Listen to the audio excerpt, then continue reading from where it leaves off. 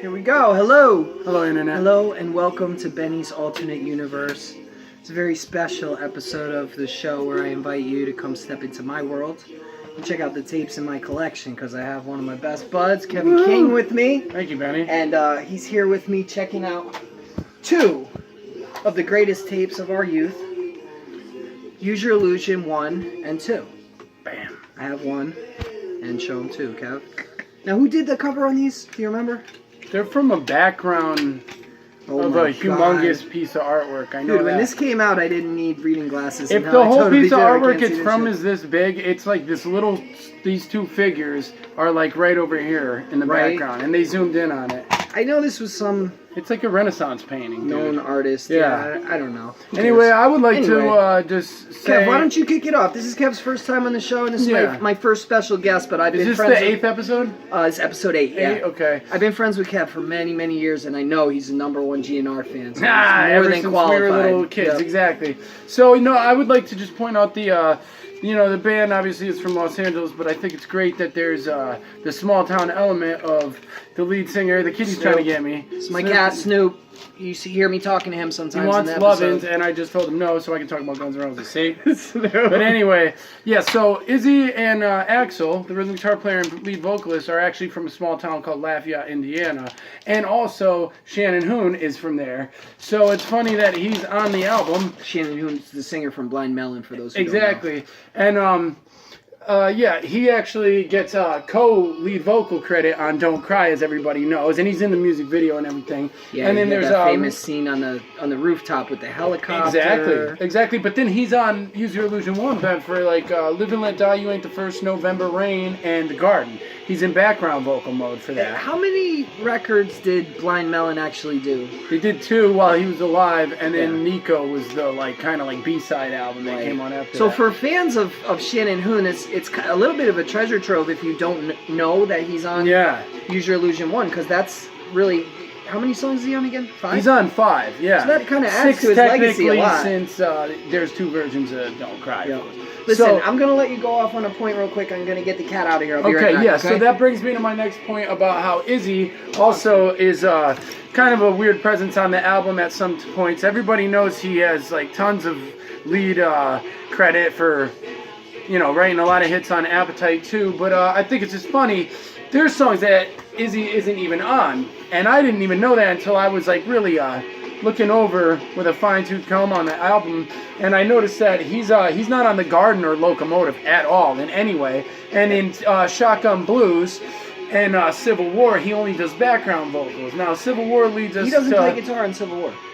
He's only on background vocals. That's correct. That's only Slash on guitar. And maybe even Duff. I can't remember. But either way, here's the funny thing. That's also the only song that the great Steven Adler from the original lineup is plays drums on. That's Civil War. Now, also the only song he played besides that on his final show, which was Farm Aid 1990, at his final show, they also played Down on the Farm, which made it to the Spaghetti Incident. UK subs cover. Yeah, right, exactly. I mean, I think one of the most important things about this record, first of all, we should stop for a minute and talk about the historical context of this record, because Appetite not only is a critical favorite, classic, but it was an instant classic, and everybody loved Guns N' Roses from the minute they came out. I don't think. Well, once Welcome to the Jungle hit. Because the album actually was out for a full year. Right, but they hit in once 88. Appetite caught fire with Welcome to the Jungle, Paradise City, Sweet Child of Mine. Yep. I think that's it for hit singles, but they were all huge hits. Yeah, right. Guns N' Roses was really... Oh, no, because then they released Lies, and then they had a big hit with Patience. That's true. And that kept it going. It was like the fourth Lies single. was such a tease, too. Yeah. I think Lies gets overlooked too much, because it's a really awesome album. And it's 8 songs long, so... I listened to it on my right here, and it's so funny. I know you just reviewed Pump a few episodes ago, and there is a very Aerosmithy presence, not just because they were all friends in L.A. Right. This was right around the time of the Decline of Western Civilization Part 2, which Aerosmith is in. For those but you know what's funny? I just thought of this. Permanent Vacation, Axl says on... Nice Boys, right? Yep. Or Reckless Life, I can't remember. He says Permanent Vacation, and in that same year, that's Aerosmith. Permanent Vacation. So there you go, that's funny. There's always a tie-in between Aerosmith and Guns N' Roses, I think. they're cut from the same cloth. And playing the same clubs, obviously, at the time. Hey, so they did Lies. Mm-hmm. Of course, they did Appetite, and they were really well loved, and they were the biggest band in the world. Sure. So when this record came out, it was a big deal. Yeah. You remember the lead up to this, the hype. I remember the footage of Tower Records. Yep. Yeah, the footage of at midnight. People going crazy at Tower Records. Yeah. Everybody was talking about this album too because it's a double. Right. And it was like when it came out. Okay, you got an alternate version, alternate lyric of "Don't Cry." Which store were you grabbing that at? Because I know Strawberries on Route 6 in Bristol was the place where. I didn't cop this when it came out because it was forbidden in my house.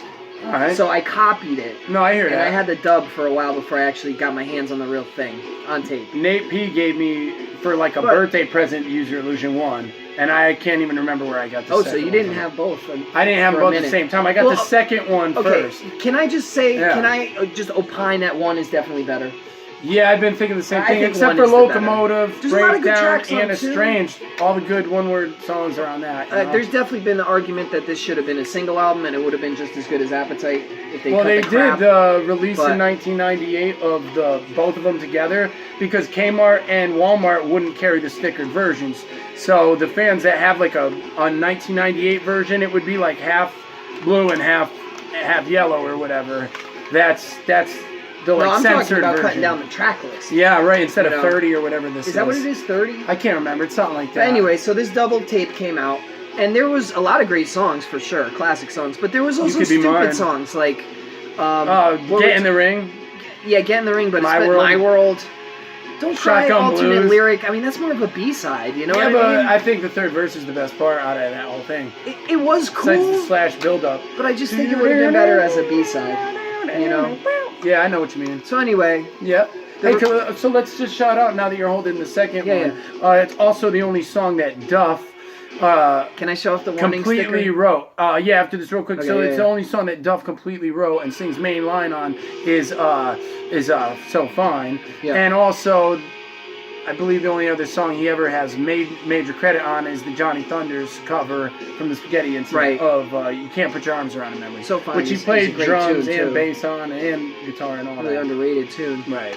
My copy of Use Your Illusion 2 has a sticker on here, and it reads, "This album contains language which some listeners may find objectionable. They can fuck off and buy something from the New Age section." It's like you wonder why Walmart was not feeling this in the 90s. Guns N' Roses had a lot of attitude, but when they came out... You got them at the same time? Well, yes and no, because I already had, burned not burned, They didn't dubbed. have burned seeds. I had dubbed copies. Yeah, on cassettes. tapes. High-speed dubbing. The big thing about this release is that there was a big lineup change. Kev already talked about the absence of... not the absence, but Izzy was not as present as he had been. I mean, you would expect any Guns N' Roses song to have Izzy on guitar.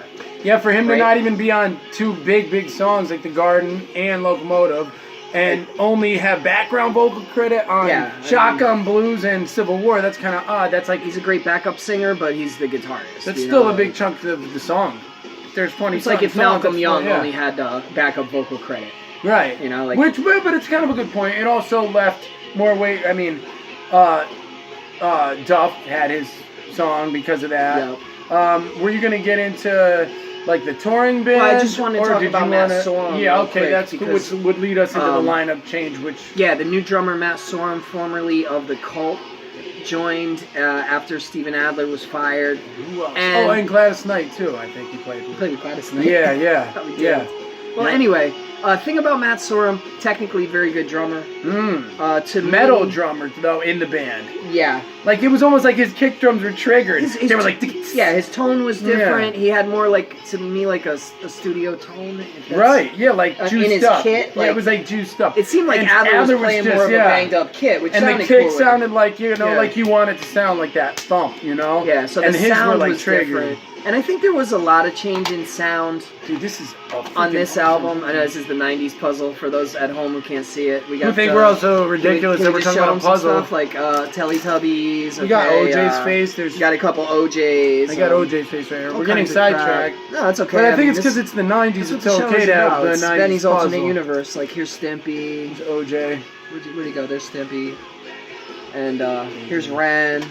See all of the friends right Friends, here. yeah, don't take them apart though. Like, I already took apart Ren. Anyway, so Ben, what were you gonna say about Gilby too? The new lineup. Well, Gilby didn't appear on this record though. He wouldn't appear until the tour, right? That's right. When so Izzy for this quit. review, it's you know, you should know that Izzy left on bad terms. I would say he was fed up with the inconsistency of. I mean, he's making millions in the most popular band in the world. So and I think he was bummed out about the start and late thing. I just listened to a really nice interview with him. Late back then, yeah, you know, someone in like riots. I think it might have been like 06. There's a nice interview online that Izzy did with some. It's not a big.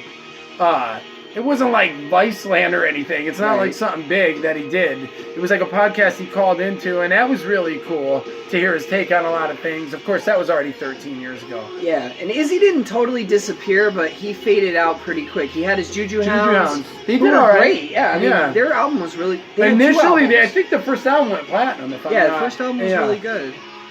It's just like when MC Ren and Cube and everybody left NWA. Those dudes all got platinum albums. Nobody knows that. But Izzy also. Eventually, he faded out, and it seems like out of choice. If you ever, he's on his ranch now, and I don't think he's interested in the music biz anymore. And it's a goddamn shame because Izzy is such a great songwriter.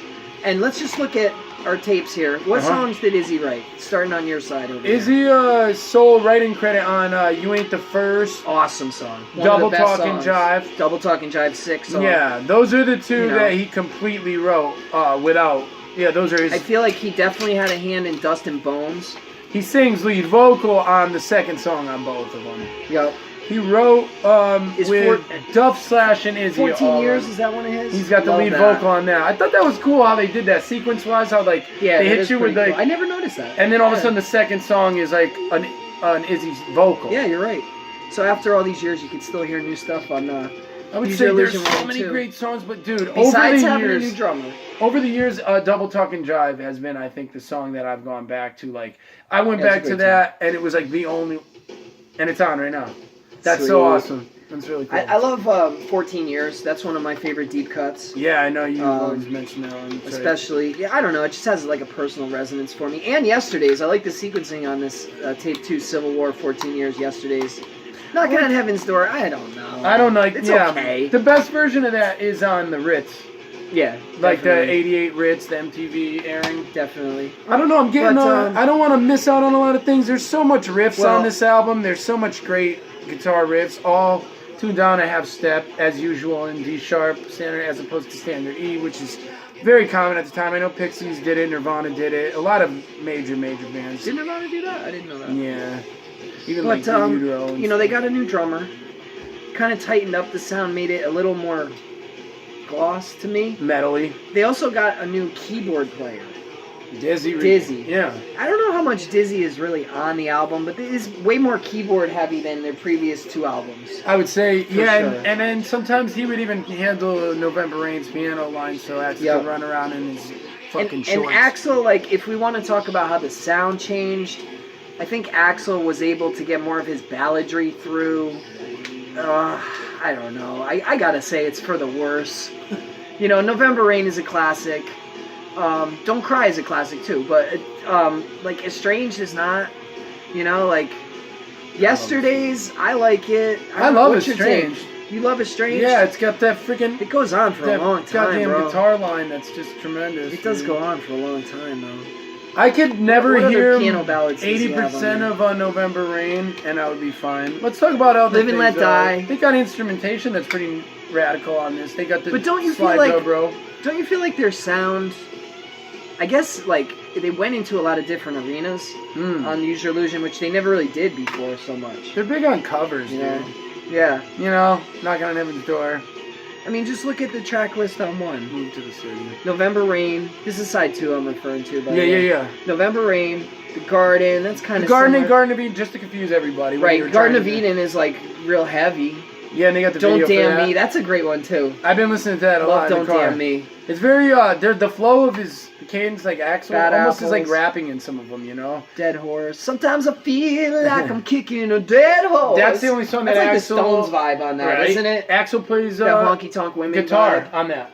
That's him on the intro and the I outro. did not know The that. bar chords, the fifths. See, it goes. I love this guy. Yeah. He's still educating me on this record. And How Coma, many years which is later? Slash's baby. 29 years That's later. right. And Coma is like Slash's baby. There's like 18 parts. Coma's cool. And there's no Coma's repeats. almost like Barely. metal. Yeah. It's a little bit metal. Yeah. So a lot the of sound effects. The too. sound changed a lot. And then if we go over to tape 2, okay, Civil War. I don't think that they had done a power ballad of this type.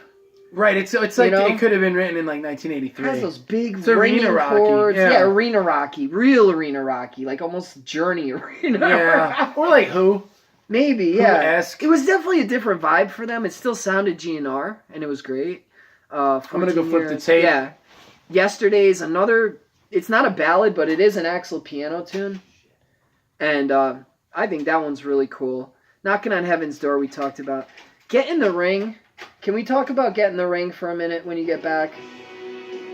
Because this was such an infamous song. Now, did you ever feel like with Get in the Ring that they were trying to top 1 in a Million?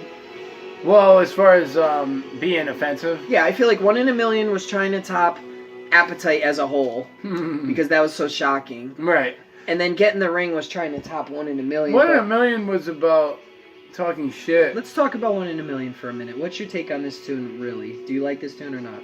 I like it. I like it. When I was a kid and I didn't always really liked it. understand like as much things, I thought it. I mean, the guitar riff's radical and it's really hard edged.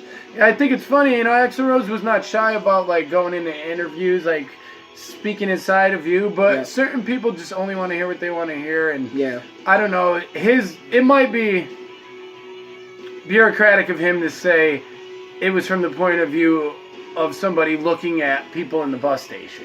Yeah. So he kind of is like pawning it off to literature by saying that it was like not from his point of view. Because I mean, he says he was the guy in the bus station, exactly, which we already saw in the Welcome to the Jungle video. Yeah, I don't know. It wasn't cool, and it was a different time, and you could never get away with that shit nowadays, and it certainly isn't like cool. I mean, obviously, I don't know. I mean, I like this song. I've always liked it. I mean, obviously, it's gonna give you certain kind of feelings, right?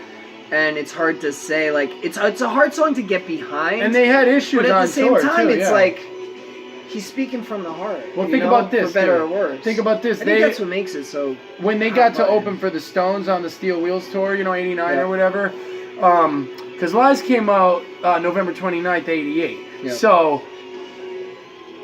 in '89 and '88, Cult of Personality was a humongous single for Living Colour. So some of the Stones shows Living Colour opened for. Yeah. And they kind of were complaining about the lyrics because of that. But also, let's always remind ourselves. And like, those who Slash don't know what we're black, talking about. You know? Yeah. So it's like I always thought maybe they should have where, asked him about Axl, it more, you know? famously said police and N-words and immigrants and effers. Yeah, and he's fun of gay people. And it made a big or mentions gay impact. people. So look that up if you haven't heard it. 1 in a Million by Guns N' Roses. And when they did their deluxe box set of Appetite that had all the live stuff, they left exactly, 1 in a Million off of it. Well, it sucks. I mean, you talk shit about redacted. immigrants too, which is foolish, That's ridiculous. It was a song that had a lot of emotion coming off Axl. Yeah.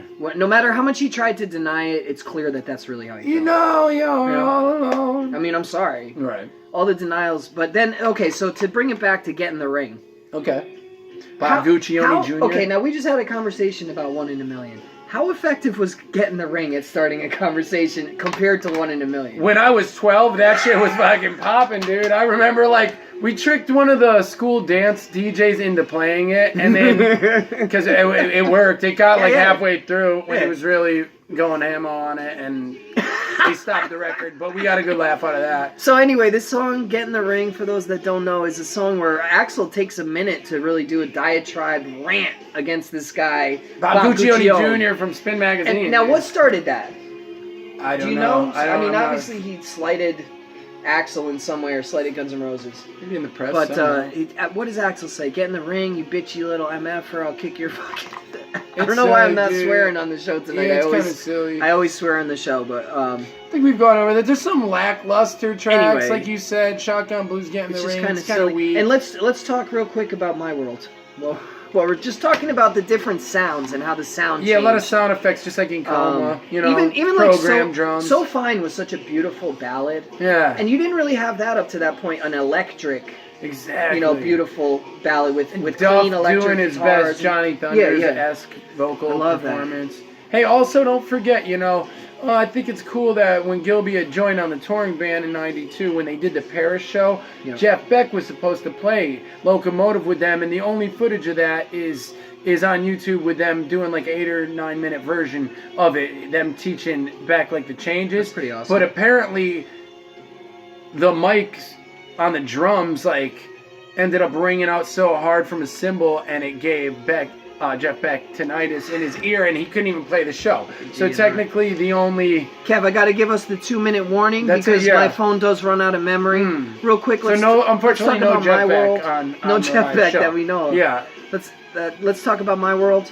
yeah. I remember when I was 12 years old, this kid Aaron Fuller, who moved up from Tennessee, and he thought that was like the coolest track. That was his favorite and I track. remember that was like the change at that point. was that? That was a rap by Axl. Yeah, and it's like with the program drums, and I also know that Axl at the time in the press was like loving and shouting out 9 Inch Nails, so he really was into program stuff. So there's the industrial. Let's talk about Industrial finally film. what was the impact on this album in the end. When The it's all impact said and is done? that they sold like 1 million albums the first friggin' week between like millions and millions of copies sold. more of this one. Hit singles. Let's because run it of down. You Could Be Mine. You Civil Could Be War. You Could Be Mine. Knocking on Heaven's Door. Yesterday. Yesterday's. Thank you. Yeah. You Could Be Mine. Yeah. And Estranged. That's And- 5 on Use Your Illusion. And then for 2. big video hits on here, we got Live and Let Die, Don't Yep. Cry. Yep. We got, of course, November Rain. Of course, November. They Rain, did a huge hit. video for The Garden. Beautiful song. They did a video for Garden of Eden. Yep. And there's technically a video for Dead Horse, too, I think. So we got to say Yeah. 11 singles. A lot of hits. At least 5 or 6 or 7 of them were hits. I mean, major hits off that album, Don't Cry. oh man, there's so much you can say about You know, Use Your Illusion. Don't Cry and You 1 Could Be and Mine 2 are the biggest songs. But I And want November to Rain. just end this session by saying thank you so much for stopping by, Thanks to Alice Cooper. spending for this The period of Garden. time with me. Yeah. Thank you, Alice Cooper. For The Garden. And Guns N' Roses was never the same after these albums. Never. This was it for them. They This never was did their much after that. experimental thing that they did. It was a little different from what they had done, but it still sounded like GNR, and it still sounds good today. Well, Izzy was gone. Steven was gone after After You that, know, this was kaput. that was the And then end. Spaghetti Incident was Spaghetti Gilby, Incident so. was a footnote, and Yeah. then that was a wrap. We're running out of time here on Benny's Alternate Universe. Thank you so much for stopping by. Can I say my goodbye? But also one thing about Please. Duff, which is cool.